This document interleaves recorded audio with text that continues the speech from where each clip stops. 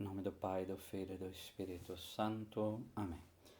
Então, entrando na antropologia filosófica personalista, então, após termos dado a base bíblica, vamos ver agora a visão personalista básica para o matrimônio. E olhemos como inicia. O matrimônio não é apenas uma realidade humana, querida por Deus, uma instituição social exigida pela comunidade. É também necessidade e uma vocação do homem para a realização pessoal plena. Então, até tomando aquilo que nós falamos sobre a base bíblica, esse ser co-criador com Deus, esse realizar-se está ligado a esse ser matrimonial, vamos colocar assim. Então, não só compreender a partir de Deus e da sociedade, mas compreendê-lo a partir da identidade e estrutura do próprio homem, a partir do profundo mistério da pessoa humana. Nesse nível se nos revela com mais clareza não só a razão de ser do matrimônio, mas também a coincidência entre os planos de Deus e as aspirações humanas. Por isso esse diálogo aí com essa corrente filosófica personalista, que foi a base também de toda a obra do Papa São João Paulo II, aí no caso como Karol Wojtyła. Essa visão da filosofia personalista vai nos ajudar a ter uma compreensão da pessoa humana. E antes que se pense, então, se é assim, por que o celibato? Então, nós temos que ir lá no profundo para ver a realização do ser humano como co-criador, como construtor de ser humano, e aí ser extremamente fecundo, né? Então, aquilo que nós vimos da Bíblia no encontro passado, aqui, sobre a visão filosófica, é da mesma maneira, é da mesma forma. Então, não perder isto de vista. Misteriosidade do matrimônio. Quando falamos de pessoa humana, queremos designar a individualidade do homem, aquilo que é específico do mesmo e, ao mesmo tempo, que diferencia dos outros seres, constitui o fundamento da sua dignidade e seus direitos. A pessoa é uma realidade total, corpórea e espiritual do indivíduo, que se experimenta e se realiza a si mesma como totalidade deste eu centro de sua identidade. E se prefere uma totalidade centrada e aberta ou relacional em busca da realização. Então não vou entrar novamente para não ficar repetitivo, mas é isso aqui. Uma totalidade centralizada, que a pessoa sabe quem ela é, aberta e relacional em busca de realização. Então, pessoa é relação. E é essa relação que eu vou construir ser humano, e é nessa relação que eu também sou construído como ser humano. Por isso as notas que vêm sobre esse mistério da pessoa humana. Primeiro, totalidade e unidade do ser. Já que a pessoa é uma unidade totalizante e misteriosa de corpo e alma, de matéria viva e espírito, corpo-alma, como frisa São Tomás de Aquino, né? É um ser bidimensional, mas totalmente uno, que não se explica nem por uma concepção dualista, então não é corpo e alma, nem uma concepção monista, que veria o ser humano como algo uno, tão uno que não teria essa bidimensão, mas uma concepção integral. O homem é uma unidade viva e plural, então é ao mesmo tempo. É uma unidade, mas é plural. Ele é bidimensional, corpo e alma, né? Uma totalidade diferenciada e organizada a partir do próprio centro, como totalidade corpórea e espiritual em todas as suas dimensões. Então, quando o ser humano age, ele não age a uma hora eu ajo com o espírito, outra hora eu ajo com o corpo. Mas, ao mesmo tempo, o corpo influencia o espírito, no caso a alma influencia o corpo. Agimos sempre aí como uma totalidade, porém, as dimensões são tratadas de modo diferente, né? E elas têm qualidades, vamos dizer, diferentes. Então é esse mistério que o ser humano é. Ao mesmo tempo é uma unidade, mas ao mesmo tempo ele é composto de corpo e alma, e essas duas dimensões se relacionam dentro dele. E já que estamos falando em matrimônio, é com essa totalidade que a pessoa se entrega ao outro. Então não pode entregar só o corpo e toda a dimensão espiritual ficar fora, como se estivesse fora dessa dimensão. Não. Quando a pessoa se entrega, ela se entrega por inteiro. Então, a reta intenção tem que estar presente no sacramento e na realização do amor humano. Senão, a pessoa fingiria e seria um hipócrita na relação humana, tá? Mas, ao mesmo tempo, como nós vimos de uma só carne, forma uma só carne, mas a individualidade das pessoas ainda permanecem. Então, o marido não pode se assenhorear do foro interno da esposa e nem vice-versa. A individualidade, nesse caso aí sendo bem usada a expressão, ela continua, né? Outra característica aí dessa filosofia personalista de ver o matrimônio: autoposse e autoconsciência. O homem não se assemelha a um objeto que se possa possuir e manipular. Então nós temos muitas vezes dimensões de falar de paixão em que a pessoa torna o outro um verdadeiro objeto. Então eu te construí para me satisfazer, para o meu prazer, para aquilo que eu... Então isso é totalmente anticristão e anti-humano. Então ninguém é passível de ser posse, objeto da mão do outro. Então há concepções, enquanto você está namorando, tudo bem. A hora que casar você, eu tomo posse de você. Isso também não existe. A individualidade, a personalidade da pessoa continua. Não existe como um cachorro, nem como uma pedra, mas como um sujeito pessoal capaz de dizer eu, tu, nós. Por isso que até a própria violência sexual ou a forçar a relação está errado. Por quê? Porque está fora desse processo de respeito àquilo que a outra pessoa é. Se a outra pessoa é obrigada pelas leis do matrimônio, mas a outra não pode forçá-la a isso, né? Capaz de se refletir e se relacionar, de perceber sua condição humana e a dos outros seres, de possuir-se, que é o processo de uma verdadeira autonomia, de autogovernar-se, de ser realmente possuidor de si mesmo e não governado pelas próprias paixões. E aí, na medida que eu sou senhor de mim, como diz o catecismo, aí eu posso me comunicar. E nessa comunicação me doar plenamente a outra pessoa. De interrogar e interrogar-se, de interiorização, de ter uma área em que a pessoa deve ser respeitada, e de extroversão, o modo como ela vive esse relacionamento com o mundo no qual ela está inserida. O homem se autoconhece conhecendo. Então isso é uma coisa basilar. É importante o relacionamento humano não só na primeira ou na segunda infância, mas pela vida toda, para que o ser humano cresça como ser humano. Então o ser humano ele só se autoconhece conhecendo. Ele só se autoconhece na medida em que ele se entrega. E aí começa a dimensão daquilo que é realmente amor.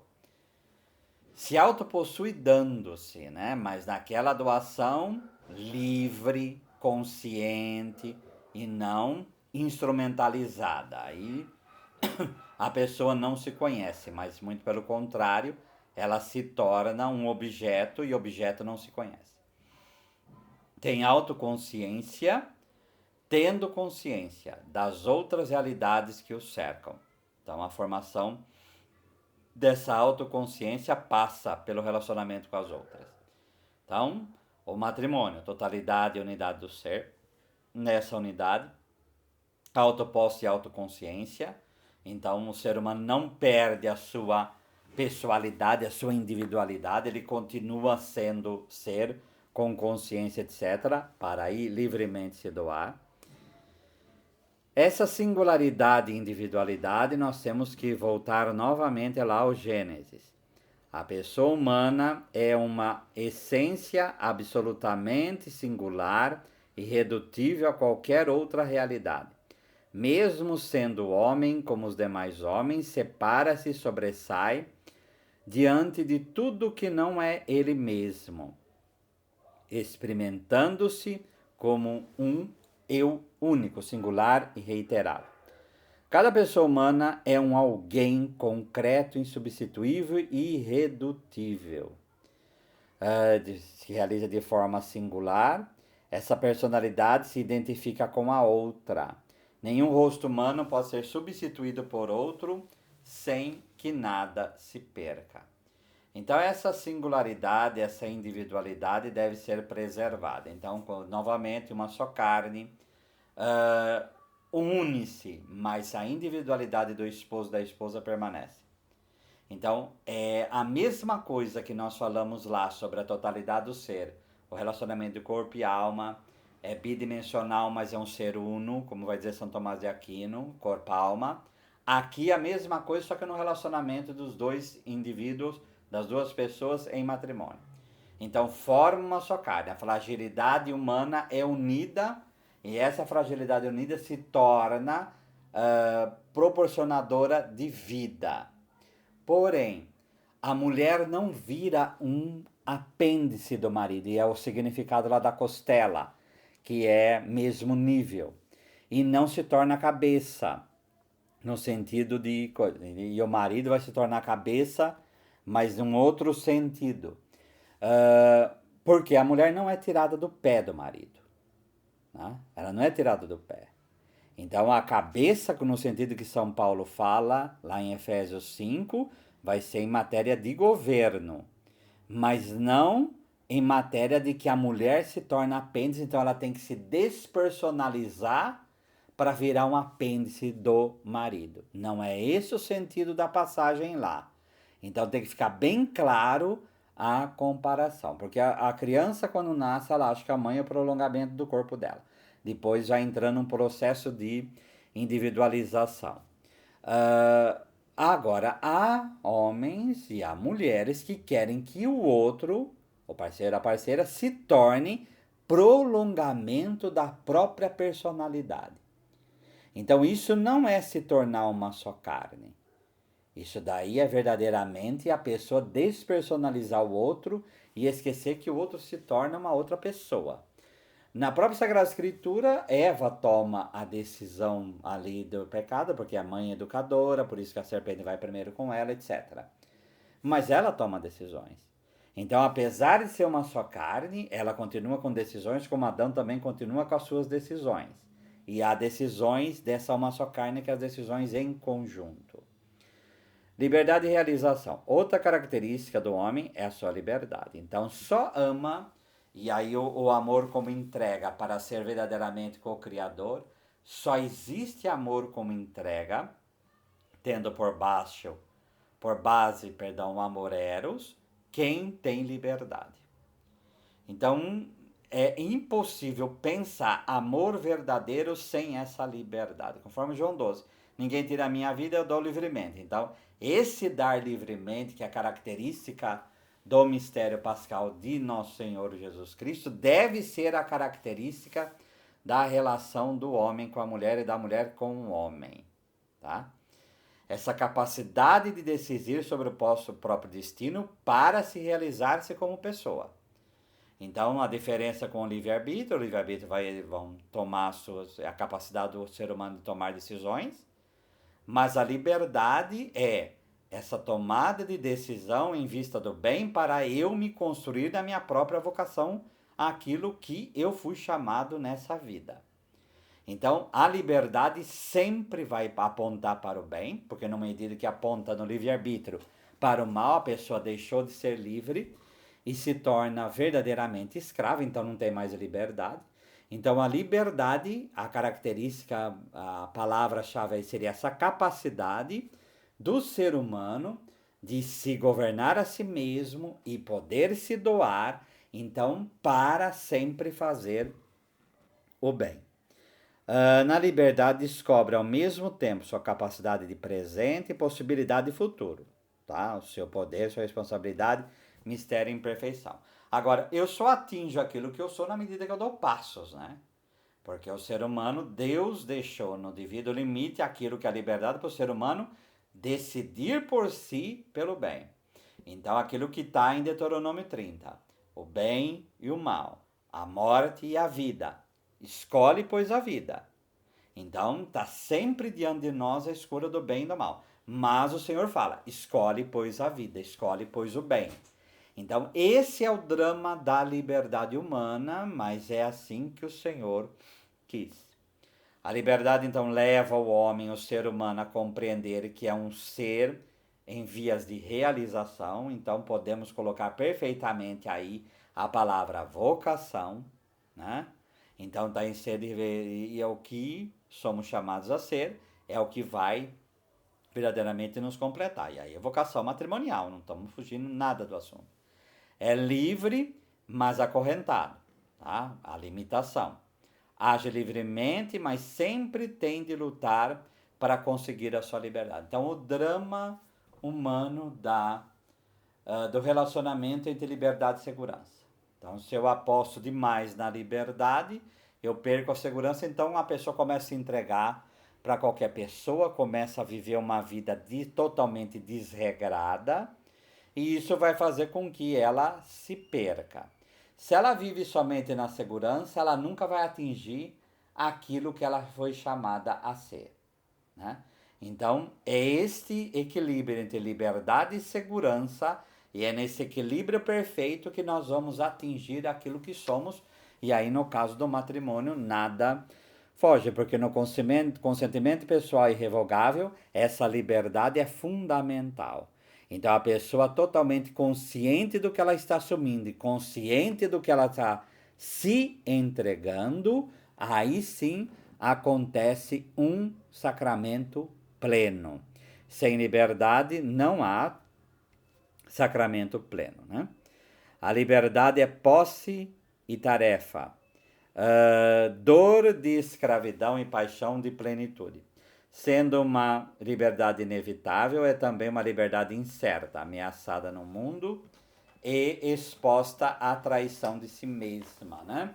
Então, Jesus escolheu Judas, então nós também somos passíveis de errar. Isso não quer dizer que seja só o pecado, mas é o processo da própria vida.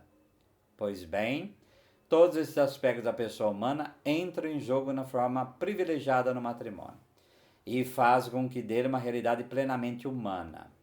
Então, por isso que o matrimônio se torna verdadeiramente complexo.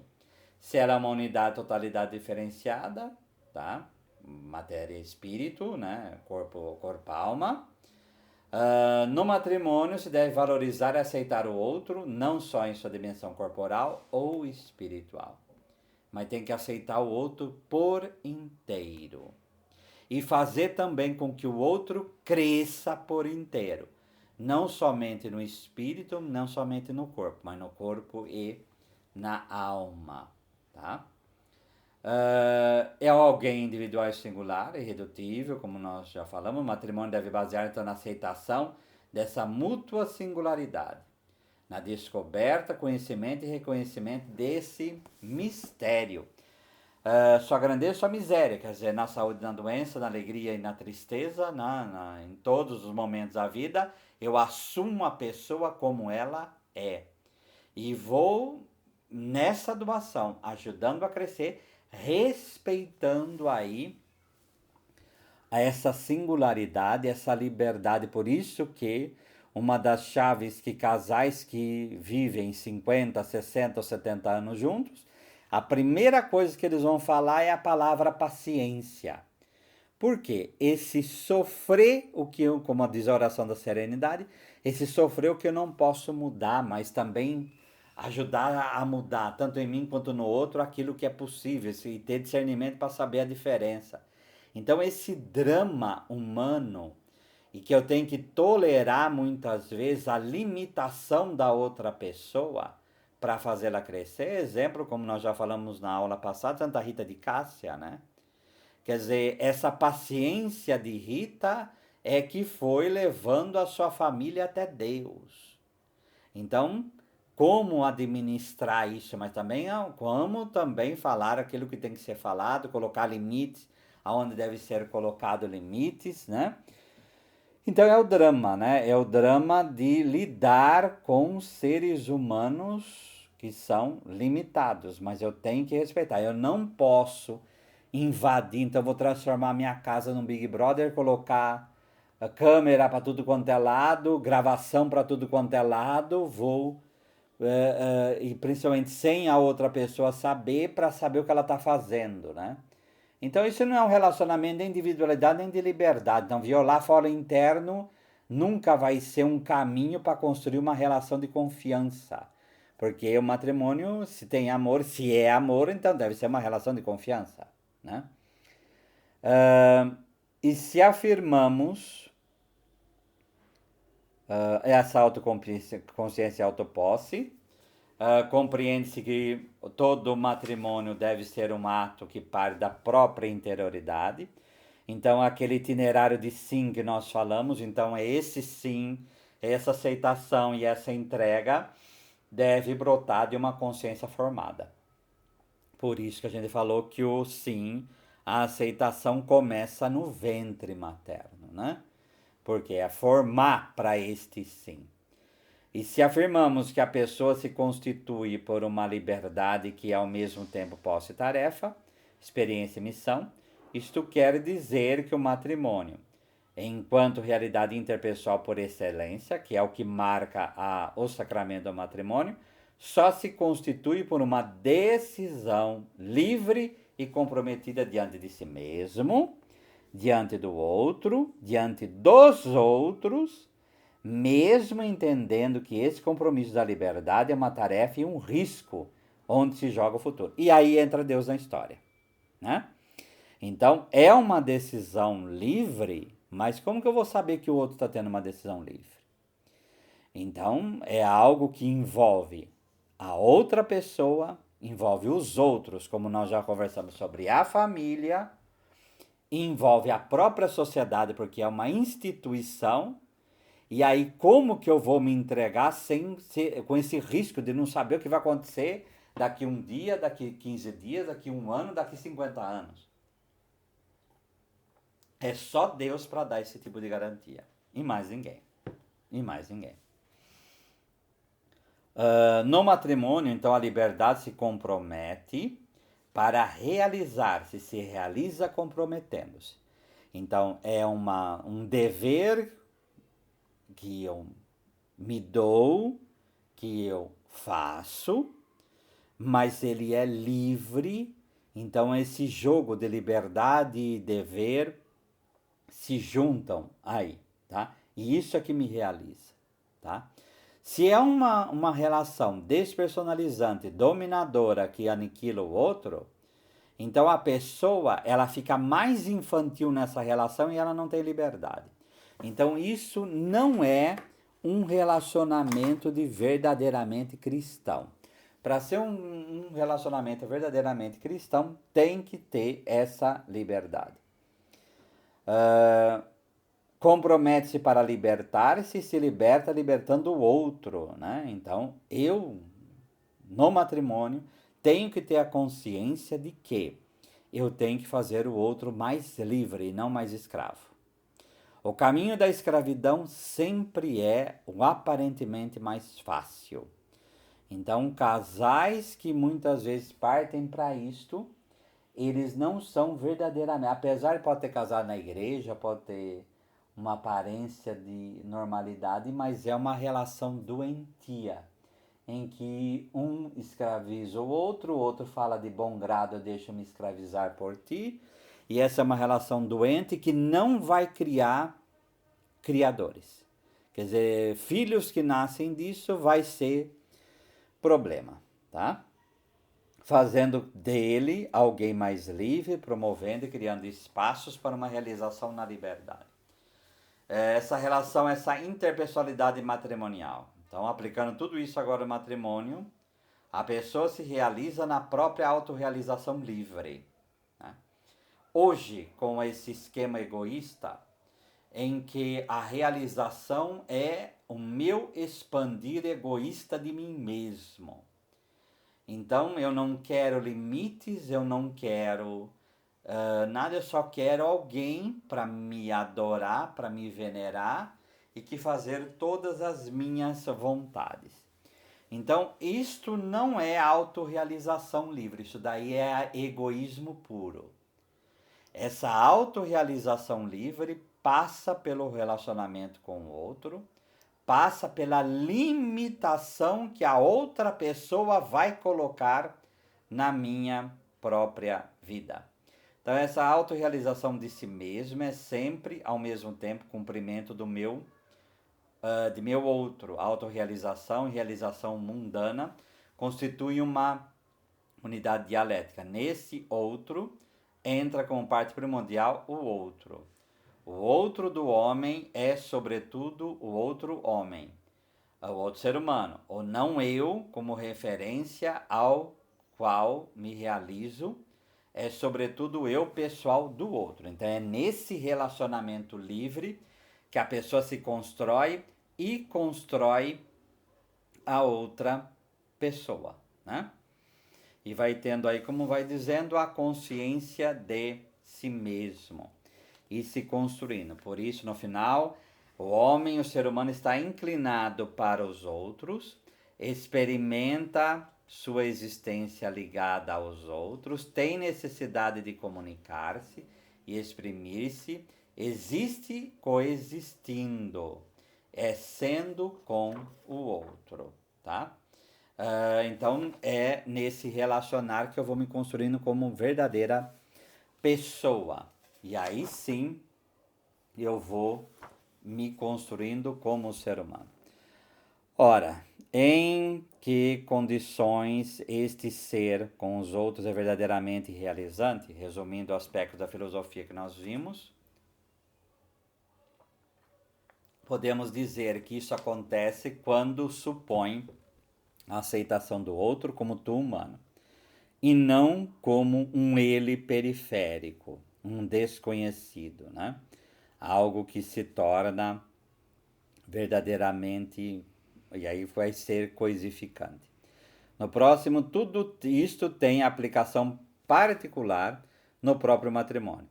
O matrimônio, enquanto constituído essencialmente por uma relação interpessoal especial, vem a ser o lugar mais privilegiado, o ponto de condensação mais qualificado do ser com os outros. O ser de um eu com e para um tu. O ser a dois matrimonial converte-se em paradigma e ponto de referência condicionante e iluminativo de todo ser, com os outros extramatrimonialmente. Aquilo que a gente já falou. Quem ama essa outra pessoa e através dela ama o mundo inteiro. Então, esse amor matrimonial vai formar a pessoa para o relacionamento com o mundo. Então, vamos lá, porque a gente fala muitas vezes matrimônio filhos, né? E se o casal não tem filhos? Ele ilumina na medida que esse amor é aberto ao mundo inteiro. Então, se esse amor, que não seria mais amor, é fechado em si, em uma, como nós já falamos, numa auto-idolatria e idolatria do outro, isso daí não é amor e isso daí não ilumina ninguém. Isso daí é simplesmente uma troca egoísta de um usar a outra pessoa. Quando é amor verdadeiro, através desse amor eu amo o mundo inteiro. Eu sei que o sim para aquela pessoa foi o não para todas as outras, Porém, esse amor ele é tão grande que ele vai ajudar a pessoa a amar verdadeiramente. Então, o amor da mulher pelo homem deve formá-lo a amar não somente ela, mas vai torná-lo cada vez mais homem e vice-versa, para esse homem bem formado amar o mundo inteiro.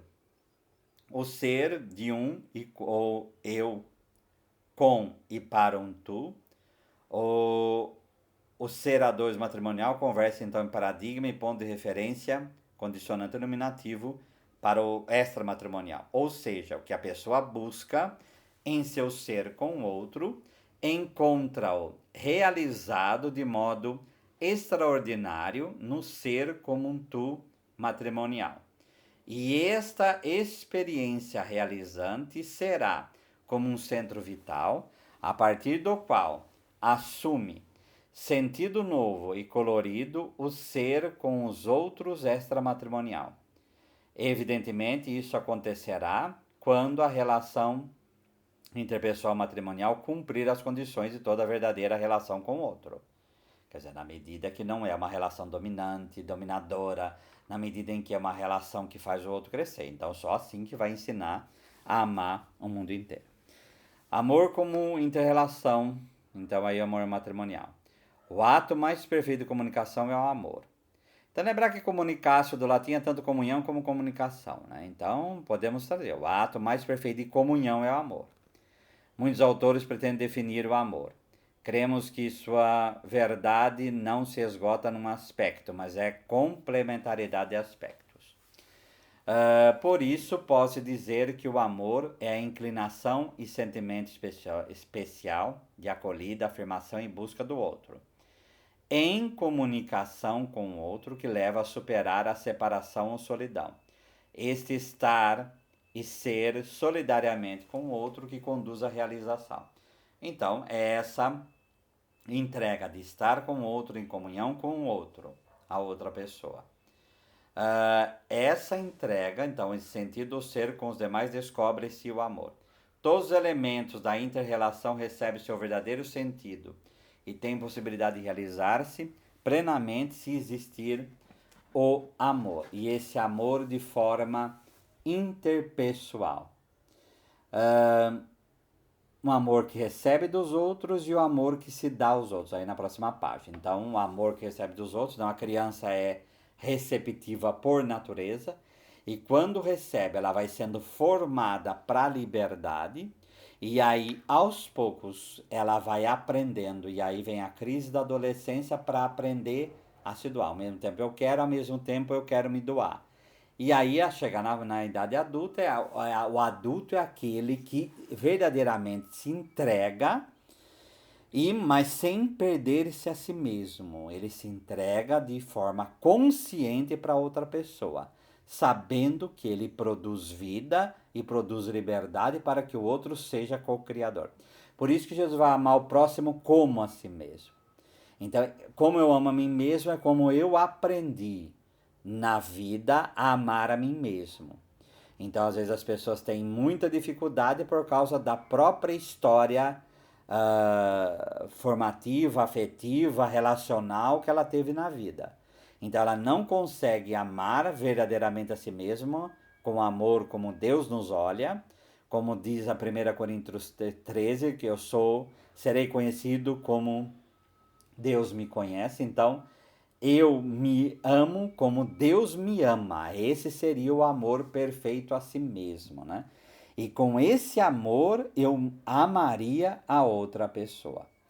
A prova de que existe esse amor interpessoal manifesta-se no fato de que o amor é a afirmação do outro, que é promover o outro, que é fazer o outro crescer, que se reconhece em sua singularidade, que se afirma no seu ser assim e se reconhece como valor de dignidade. Então é igual a promoção do outro, que chega a ser aquilo que pode e deve ser. Então eu vou favorecer o crescimento da vocação da outra pessoa. Necessariamente justiça, enquanto é o mínimo do amor, a concretização imediata do amor, que se esforça não só por dar o que corresponde a cada um, mas por reconhecer o que cada um é. Então, esse amor, ele também vai se adequando para que suponha a liberdade do outro, e aí eu vou promovendo essa liberdade do outro para que o outro se realize como uma pessoa humana. A relação interpessoal e amor exigem-se, integram-se mutuamente. Em qualquer caso, mas de modo especial no matrimônio, que é o paradigma, né, como falamos. Embora o matrimônio não seja a única forma de realização da relação interpessoal, então tem amor de amigo, tem amor de parente, tem amor de pessoas entre si, então tem vários tipos, mas o amor matrimonial é aquele que a entrega envolve a pessoa por inteiro, né? Então, por isso que ele se torna aí paradigma, tá? Então, amor filial, amor paterno, amor de amizade, caridade, etc. Mas do ponto de vista humano, o matrimônio é a forma e o grau mais completo e integral dessa relação interpessoal no amor. Já que nenhum amor como matrimonial abarca o homem em toda a sua totalidade. Totalidade espiritual, psicológica, corporal e afetiva. Então não existe forma de amor que une duas pessoas como o é o matrimônio. As pessoas só frisam muitas vezes a parte corporal e afetiva, mas é também espiritual e psicológica. Então, a psicológica tem relações que podem promover a outra pessoa e fazer ela crescer, como também relações que destroem a vida da outra pessoa. Ela vai e se entrega e o outro pega a vida e a destrói, tá? Então, nesse prisma, o amor matrimonial ele é paradigma porque é o que mais abarca a pessoa por inteiro, tá? Sua personalidade, sua liberdade, né? E vamos pegar também dentro do Cronos, né? Se até que a morte o separe, então tem um Cronos considerável aí. Por isso que a igreja nunca aceita também por causa do caráter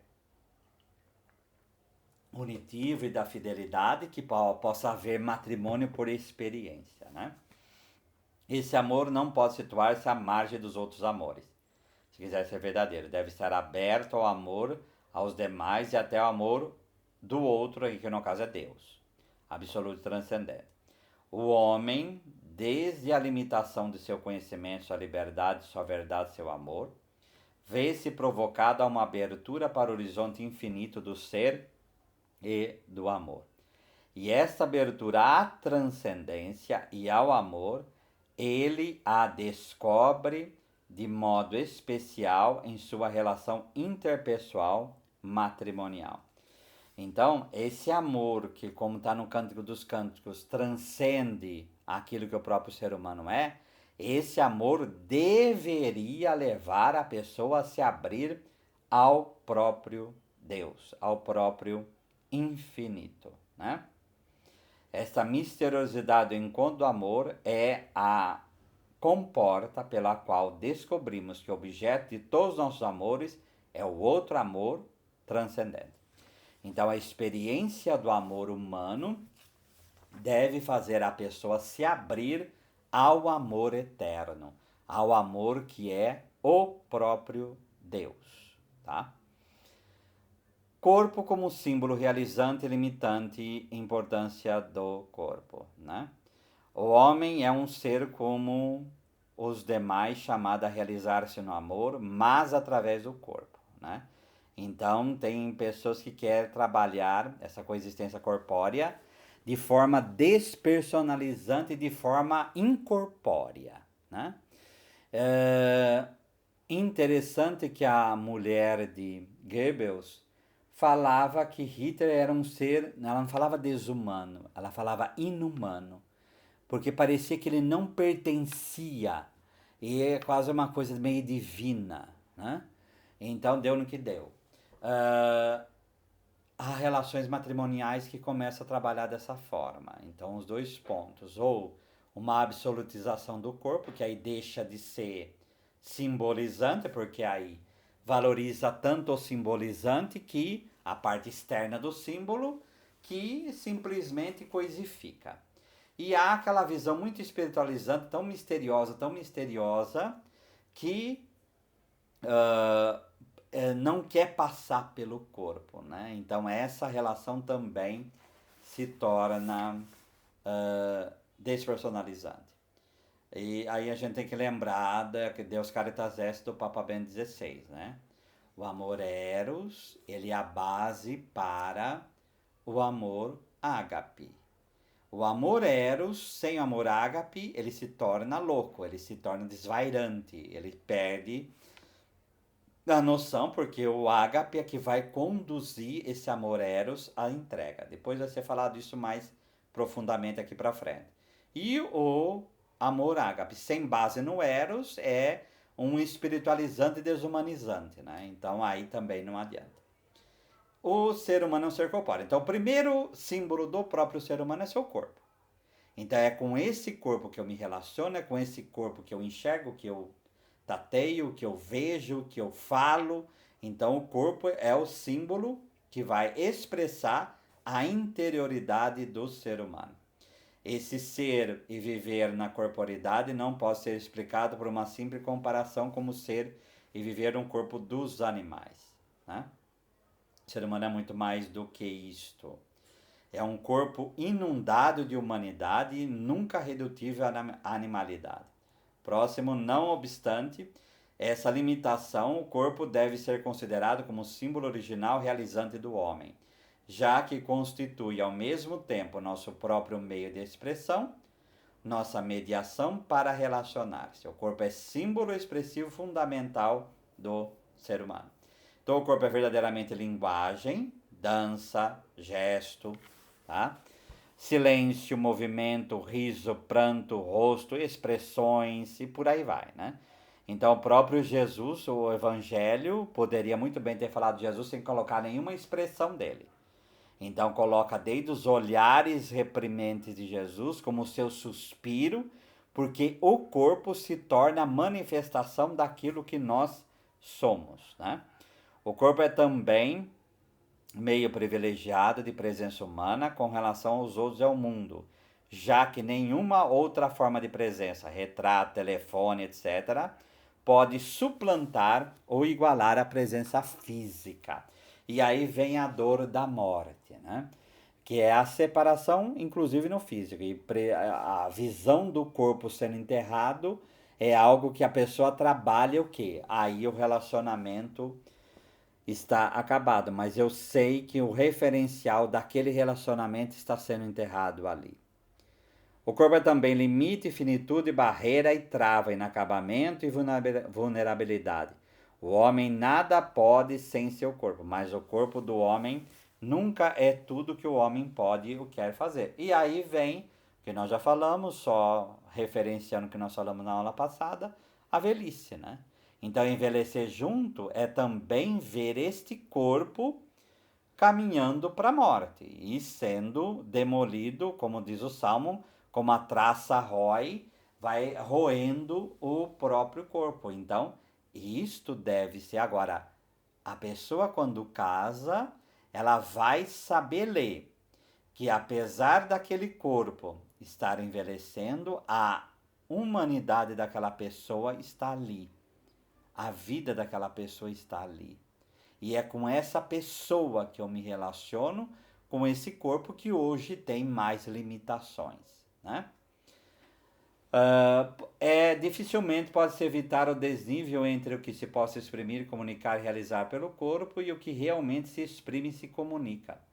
O corpo, nesse sentido, é resistência instrumental, que nem sempre obedece aos desejos, fracasso, distração, erro, né?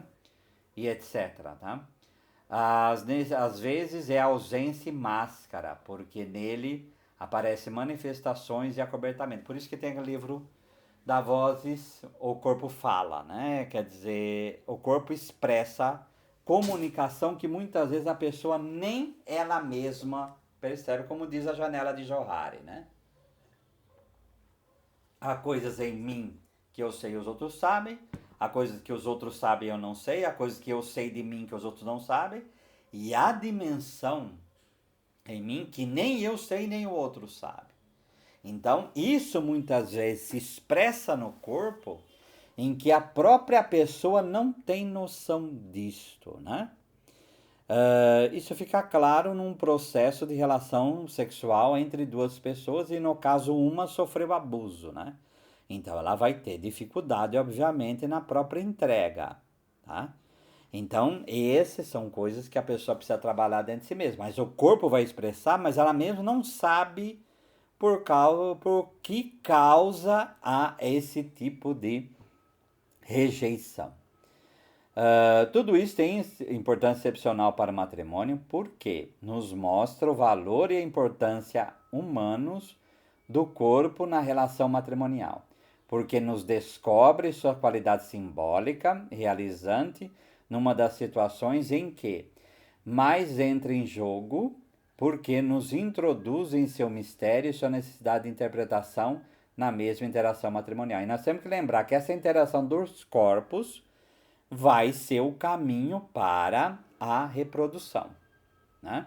Deus poderia ter criado outras formas, mas a forma que ele criou foi a união dos dois simbolizantes e que une os dois simbolizados, e ao formar uma só carne, nessa doação surge a figura do filho, né? Diferenciação sexual e comunicação pessoal. Então, o homem é um ser como os outros num corpo, mas um corpo sexuado e que inclui a alteridade ou a diferenciação sexual.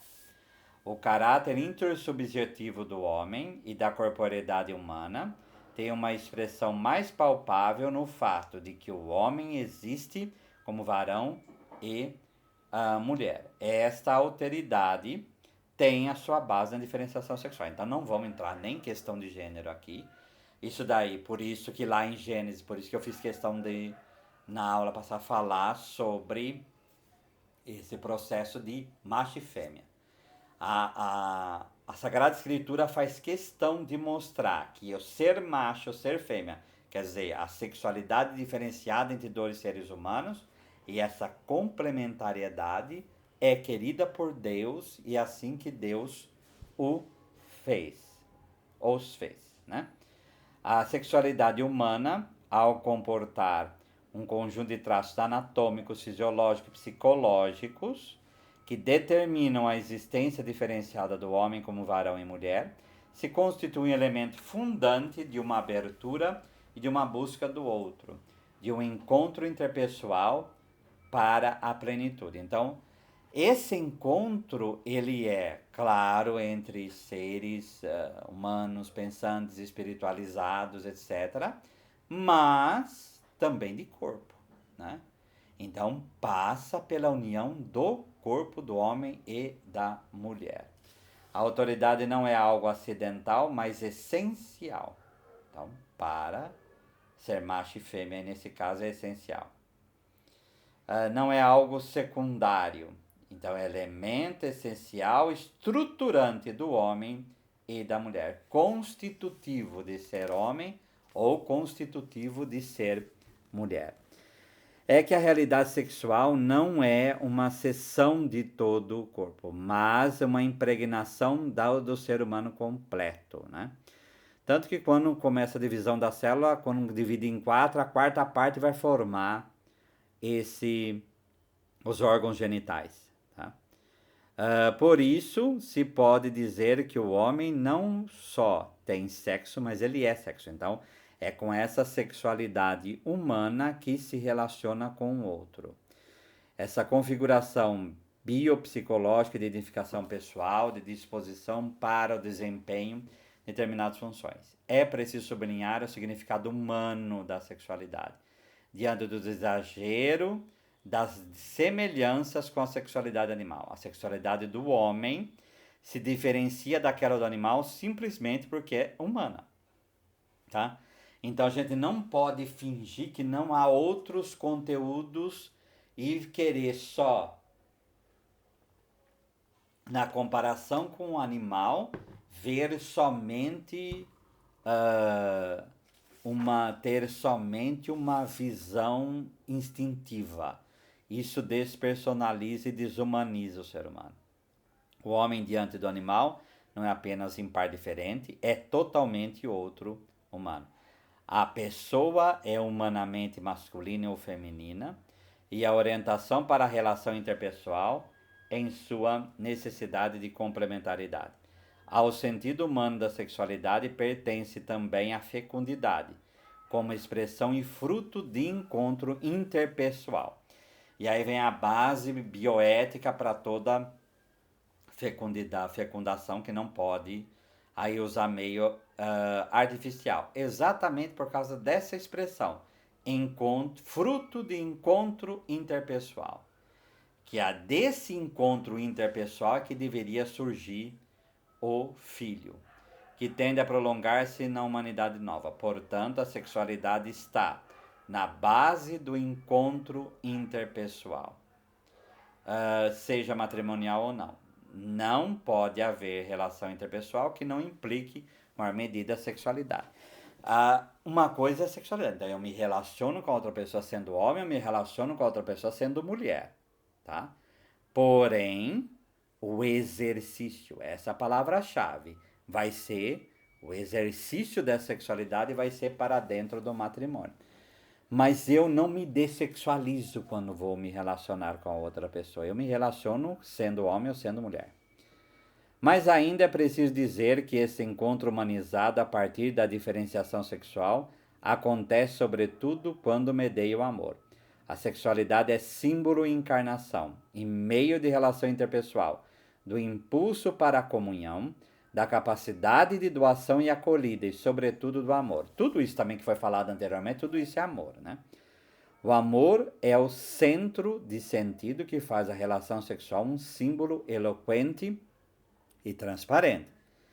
Se não há amor, aquilo começa a se descaracterizar, mesmo havendo consenso. Então, o consenso faz parte do amor, mas pode haver consenso sem haver amor.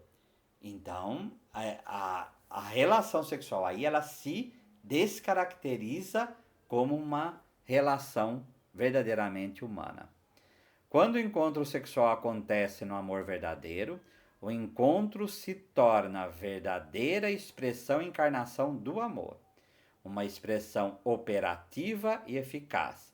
Uma encarnação sensível e corpórea, que manifesta o íntimo sacramental do próprio encontro. Mas é preciso reconhecer que mesmo quando tal encontro implica características de identidade, amor, igualdade, etc., entrega total, aceitação, sempre se apresenta ao homem carregado de ambiguidade e mistério. A sexualidade e o corpo, como um todo símbolo, ao mesmo tempo revela e oculta transparência e opacidade, né? Então, se o ser humano é um mistério para si mesmo, imagine o ser humano, que mistério ele deve ser para outra pessoa, né? Então, deve ter um respeito muito grande para isso. Essa ambiguidade de que falamos manifesta-se de um ponto de vista fisiológico, naquilo que o homem tem de feminino e naquilo que a mulher tem de masculino. Aqui, fora complexo de castração e de Édipo, para eu saber o que é uma mulher, eu preciso entender em mim. Quer dizer, não é que vai ser homem, mulher, vai ser uma aberração. Mas o que é a mulher para eu poder me relacionar com ela? Assim pensa o homem. O que é o homem para então eu tenho? É a própria figura do pai e da mãe na educação do filho. Então, esse processo é que vai formar plenamente o ser humano para essa entrega. Quando há problema, por exemplo, mãe dominadora, pai ausente, pai frio ou mãe fria, falta de afetividade e outras coisas mais, nessa relação, como símbolo que é a própria sexualidade e o exercício dela dentro do matrimônio, vai ter problema. Então, são esses complexos que começam a emergir. Tá? Começa a emergir por quê? Porque eu tenho uma visão errônea desse próprio processo. Tá? Desse próprio processo. De um ponto de vista antropológico, manifesta-se na possibilidade de ser ausência e máscara, engano e hipocrisia, ou então a possibilidade de objetivar, tá? Então, pensa um psicopata casando, né? Quer dizer, esta criatura vai simplesmente transformar a sexualidade em algo totalmente egoísta para ele mesmo, sem se importar em qualquer limite com a outra pessoa, tá? Dissociar, instrumentalizar o outro e até um ponto de vista erótico pode indicar ambiguidade ou mistério que se manifesta no sonho e na transitoriedade do prazer, na busca de posse e plenitude e na realização da limitação e do vazio. Outro conteúdo que entra, que é um documento de 1989 da Santa Sé sobre pornografia e violência. Então, os conteúdos violentos também estão presentes na relação sexual. E isto vem do instinto, isso é óbvio, porque a violência faz parte aí no mundo animal para efetivar essa relação. Então, o ser humano, se ele é mal formado ou valoriza somente o simbolizante, somente o corpóreo, e só valoriza numa visão hedonista o prazer, ele não vai pensar duas vezes em usar a violência mesmo dentro do sacramento do matrimônio, tá? Então é algo que precisa ser trabalhado no ser humano para que ele não vá numa linha instintiva e soltar as rédeas com relação a isso. O prazer que desejaríamos durasse para sempre, numa tentativa de eternizar o que cremos que nos torna felizes. É limitado, tragicamente passageiro, incapaz de preencher nossos desejos mais profundos de felicidade. E aí o que acontece? Conforme vai tendo prazer, vai sonhando com prazer mais ainda e vai virando um processo de uma verdadeira adicção, um processo de droga, de vício nesse ponto, e esse vazio só vai crescendo no coração da pessoa, tá? Porque foi assim que essa pessoa aprendeu a amar. Então foi educada na violência, na frieza, na instrumentalização, e aí vai criando um verdadeiro processo desumanizante e vai refletir totalmente isso dentro do exercício da sexualidade. A sexualidade, como outros aspectos da vida humana do homem, descobre-nos a grandeza e a miséria do próprio homem e, por consequência, do matrimônio. O matrimônio é uma relação interpessoal num corpo e por um corpo sexualmente diferenciado.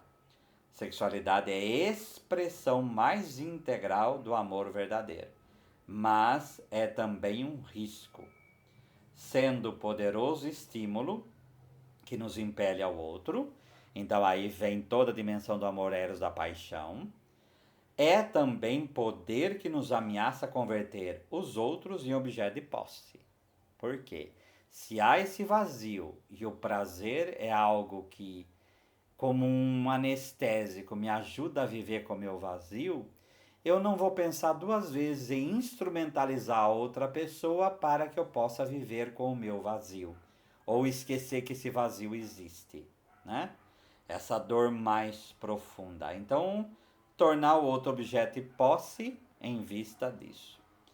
É fonte de vida, né? Mas é também lugar de morte, de destruição. Como nós falamos sobre esta dimensão da violência presente em tudo isso. Então, vamos unir aquilo que nós falamos na aula passada e retrasada com isso que nós estamos aqui. Tá? Essa visão do ser humano como uma só carne, esse é um processo que Deus quer, mas o ser humano se une com tudo aquilo que ele é e envolve o outro ser humano por inteiro. Então, essa visão totalizante de matrimônio nós não podemos perder, e a sexualidade, o exercício dela, faz parte desse processo, mas traz também nesse processo simbolizante que nos conduz ao simbolizado, que é o mistério do amor, pode trazer consequências como a violência e o nosso instintivo falar mais alto. Mas essa consideração tem que levar em conta tudo isso, para que tenhamos uma visão completa do que é o sacramento do matrimônio. O Senhor nos abençoe, nos livre de todo mal e nos conduz à vida eterna. Amém.